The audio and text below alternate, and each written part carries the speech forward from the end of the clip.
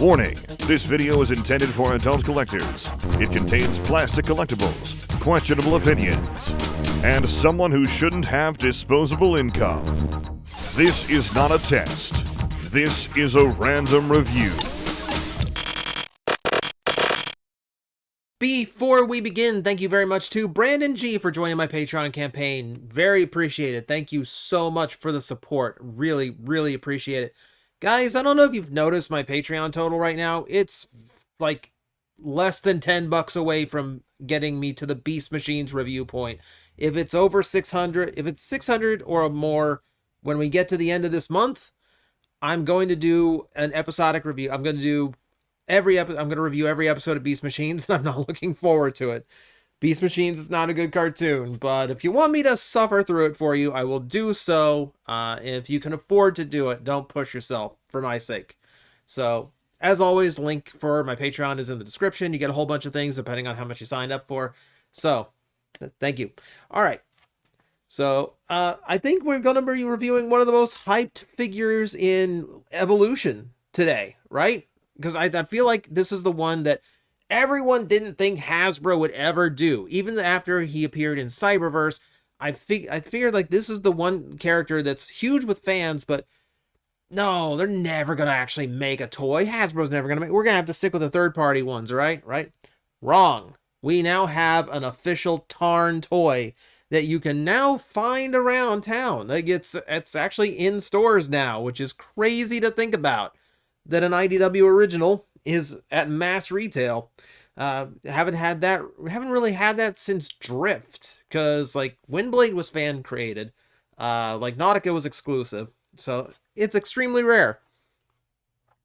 But here we are. So let's talk about Tarn, and we will go into it right now and get a close-up of this Cybertronian tank mode, which looks absolutely epic. You're looking at a tank done in multiple shades of purple. There's some really dark purple mixed in with some nice lavender colors as well. Very Decepticon, which if you know anything about Tarn, that is entirely his deal. A lot of gunmetal gray in here too. You see it on the treads, you see it throughout the body as well. He's also got some interesting colors, like the barrels of the turret there. Not exactly gray. There's like a slight bluish tint to it, so it's all kind of keeping with these like blue and purple tones, which is a nice little way of blending everything together, even in a more subtle way. Beyond that, you can see there's little bits and detail here and there. You see some gold painted on. There's a little bit of red exposed from the translucent plastic. I guess it's not even red. It's kind of like a wine red, a little bit of purple. So once again, keeping in those shades. And yeah, he makes for an awesome looking vehicle. I like these stacked treads, like the unparalleled treads. I think is a really cool look for a big heavy Cybertronian tank. And he's got this cow catcher thing in the front, which is part of Tarn's, traditional detailing that looks really, really wicked. I like the idea of a tank that is so powerful and fast, you can put a wedge on the front in order to attack with. That's a little bit interesting. Speaking of attack, well armed. You've got guns pointed forward. You got these massive fusion cannons on the turret. The turret itself does rotate around all the way, so you've got plenty of range there. And it's on 5mm, so you can actually adjust it a little bit here and there. It does start pulling itself off its own pegs when you do it, but it is an option, so you have that available to you. Also, I'm going to point out with the turret, there's a lot of 5mm involvement going on, so if you don't like the arrangement or the look, there's plenty of ways to adjust that to your tastes. Understand, I might put it in the wrong, like the unofficial configuration once we transform it. I'm going to put it the way I like to put it. So that's just my thing. It's your toy. You do it however you want. So, any weirdness to this? Well, there is a little bit of weirdness to the vehicle mode itself. The start of it is, if we look on the bottom side, there's no wheels. There's not even like those weird pinned in tiny little wheels. No, you get 4 nubs. 1, 2, 3, 4 on the undersides of the treads, which solely exist. You're not going to roll this thing. They exist solely to keep you from scratching up the bottom of the toy, which, okay, fine. Like most collectors, we're not, like We're not doing what we did as kids, and we're not like on the living room floor, like zooming these things around on the little card. Oh, Starscream flying in. Woo! I'm getting paid for this. We don't do that anymore. Most of us don't do it anymore. If you do, no judgment. That's your fun. It's your toy. Enjoy it your way. But for the most part, all we need as collectors is to keep things from getting scratched up. So I don't mind the nubs being there, just, as a replacement for wheels. It's not going to bother me too much. The weirdness to me is the fact that his robot mode hands are just kind of hanging out on the back with no attempt to fold them away and nothing really covering them up. It's a little bit of a confusing choice when, like, with a Cybertronian design. I know he has a displayed vehicle mode, but because he is Cybertronian in nature, they still have plenty of room to work around and kind of avoid things like this. And they chose not to here, either for simplification or just because, they thought it looked fine. And maybe Cybertronian is an excuse not to have to hide everything, but it is a little bit weird visually. If we want to arm them up a little bit more, tons of 5mm ports are available on this thing. We got 2 on the outer treads. We got another one back here. We've got another one up top. We got more mounted here. 2 on this side. And then 1 more up right there in the middle. And if we want a little bit more playability than that, you have 5mm pegs on the back side that you can attach more weaponry to. And you can extend the barrels because those are also 5mm ported, or stick some effect parts on. Tons of stuff that you can upgrade your Tarn with out there, and you have carte blanche to just add just about anything you want to him. So, nice tank mode. Really, really dig the detail. Really like the color scheme. Looks brutal, which is what Tarn should be. Let's transform, and we will see how he comes across in the robot mode. And this is where we kind of like get into the things they were hyping up. So pay attention while we transform. All right, so but for starters, this is not 5mm attached. It is on a 2-slot system, so you can go ahead and set that aside. And go ahead and fold these legs out so we can get a better view of what's going on here. Start unpegging things from the arms. I'm going to move them down here just to get them out of the way, just so we can see what's going on. All right, so to get the arms transformed, there is a little bit of a... Yeah, so extend this out so we can get this part. Fold it over like so. And then close up this piece. Just going to solidify that. Wrap that around. And we're going to close off this section, which does expose the part where, yes, there is some hollowed plastic. Hasbro was very bold with saying there's no hollowed out parts on Tarn. Well, during the transformation process, you're going to see a few spots that, yes, are indeed a little hollow. However, I'm going to remind you, all of your transformers are hollow. It's just a matter of if it's exposed or not. In the case of Tarn, we fold that panel over, and it is no longer visible, meaning, yeah, the toy is going to look completely solid. So, I'm going to do the same thing over here to get the other arm in its proper position. Fold the treads over, fold that part down. Line up that forearm, close this whole thing up one more time. That's going to be our arms. Our legs fold out like so. Feet fold out, nothing too complicated or atypical there. And then we get to the chest, which does some neat things. All right, so got to double hinge the back piece off like so we can rotate the head out. The torso has to rotate around. It pivots there at the centerpiece, and that kind of lines everything up in this nice little like diagonal tread thing. It also gives us range to move the chest down. The chest is going to tab into these inner sides, which first will push in, and then we will tab into the chest piece into place right there. Everything nice and solid. Go ahead and flip Tarn's head up. Right, and then we will rotate the back piece and flip these miniguns all the way up. And with that, fold it closed again. Once again, the back piece will also tab into those most inner treads. And that's our transformation to get Tarn into robot mode. And it's a very nice, clean transformation. Really, really happy with the overall process of it. It's not too complicated. You know, it's not trying to reinvent any wheels, and it's not trying to do anything silly. It's just a very straightforward transformation that does what it needs to do and looks really, really good. It's not a bad transformation. Like, the chest does some neat things, and once you figure those out, smooth as butter, getting everything back and forth. Not a hard figure to transform. Somewhat satisfying too. All right.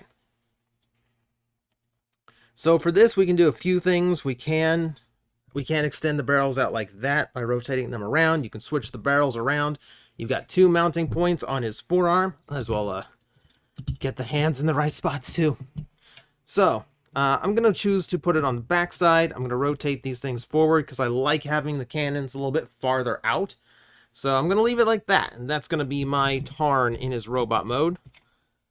And yeah, look at him. Look at this. Man.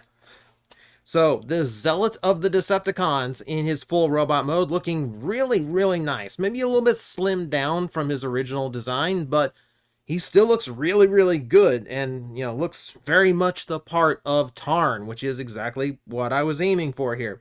And, like, he's got a lot more purple showing, a lot more, I don't know, I'm trying to convey this in a way that, like, tries to flow with my normal routine. Like, I want to gush over the detailing is what I want to do. So, like, let's I guess that's the part where we just kind of skip to the head and get into all that kind of fun stuff. And this, I don't think there's any surprises to the head sculpt, right? It's the Decepticon logo. That's Tarn's thing, but it does look absolutely wicked. He does have light piping. It's a small window on the top of his head, so it's not the best of light piping, but it is there if you can try to get his eyes illuminated to make him look even more terrifying, because that's something that has to be done. But yeah, he's really, really cool looking. I really super digging this toy. All right, so let me get him straightened up, and we'll kind of just gush over him a little bit more. He's got a lot more purple showing through. Here's the gray. The lightest gray is now exposed, so he's got a little bit more color broken up. I really like his color layout. There's not a ton of it being done with paint. It's a lot of solid colors, which is always nice to see. But what paint and detailing is there is very well done, looking exceptionally cool. Really like the hits of gold here and there across him. So, check this out. Look at that. Look at that. Beautiful. Absolutely beautiful. Not only does he look solid all the way around, like, I can do this now. Like, I can go and rotate him around, and you can see modern shortcuts, like behind on his bicep joints. It is just a mushroom peg that's slotted in instead of, like, enclosed. But it is still solid. Like, there's no real hollowing to be seen on here. Now, we've seen, yeah, there's covers covering up some of those hollow parts, but hey, cover is what you want for, like, folding hands and, like, to deal with other hollow spots on other toys, so I'm perfectly okay with it. Like, if you look for it, yes, there is hollowing. Underside of his feet, inside of his cannons, that's just the nature of the business. But for the absolute, you know, for what counts for the toy and what you're going to see, you're not going to get distracted by any kind of hollow gaps like you are on some modern figures. Nothing on the inner leg, nothing on the inner arms. All of that is solid, and it all looks really, really crisp and clean. So, good on the designers. Like, not only does it work really well, not only does it transform well, looks brilliant too. So, there is function to be considered here. So, we can go into the articulation rundown. We go into that. The head is on a ball joint, works all the way, so full rotation. It does clash a little bit in spots, but you can get the head all the way around. Has a little bit of up and down too. It has those weird universal shoulders. So, like, you have motion here, but getting those to work in harmony is a little bit tricky. The bicep joint does help, and the 90-degree elbow helps as well, so you can still get some decent poses, but maybe it looks a little bit more awkward than a universal joint would. Waist rotation works really, really well. Thighs, he has, they cut the hip skirt really, really well, so the thighs can rotate all the way up. Full range going outward. Everything works really smoothly. Double jointed knee. Look at that. Double jointed knee is a beautiful thing, people. All right, and then we have the ankle tilt as well, and we have, yep, a forward and back ankle rock as well. Gives him a ton of poses, a ton of articulation is possible with this toy, which really makes you wonder why the box art has such a terrible pose on him. Go look up Tarn's stock photo. The pose is terrible. I don't know what they were thinking, but the pose is the worst I've seen in a long time. Now, Evo Fusion. All right, that's a thing. It's not, but let's pretend it's a thing because Hasbro wants it to be a thing.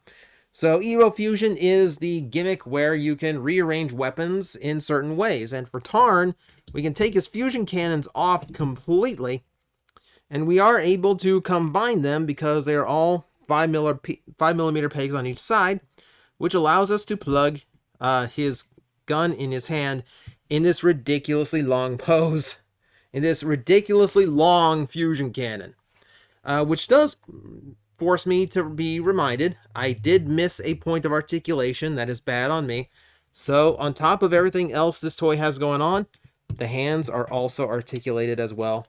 The fingers hinge out. Kind of cool.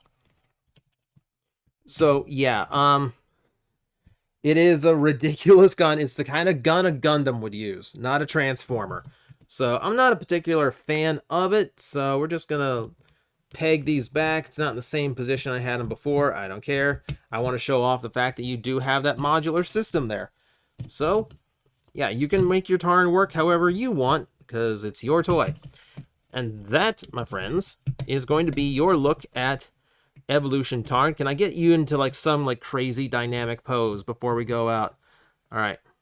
Yeah, something like that. That looks better than the stock photo.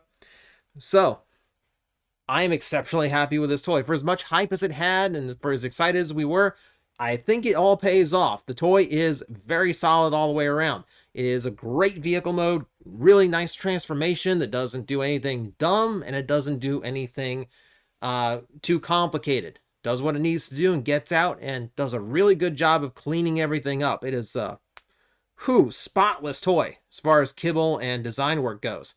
And yes, the robot mode is absolutely lovely. Great representation of Tarn. So, yeah, I have no problem recommending this at any level. Go get it.